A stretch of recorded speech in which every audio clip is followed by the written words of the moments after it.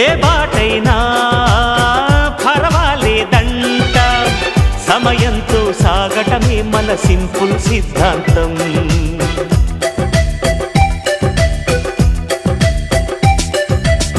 చిరుగాలికి పరిమళమిచ్చే సిరిమల్లెల వనమై ఉందాం, గగనాన్ని నేలను కలిపే హరివిల్లుల బంతెన అవుదాం. ఆనందం అంటే అర్థం మనమందా, ప్రతి పూట పాటై సాగే హుషారు సరిగమలో.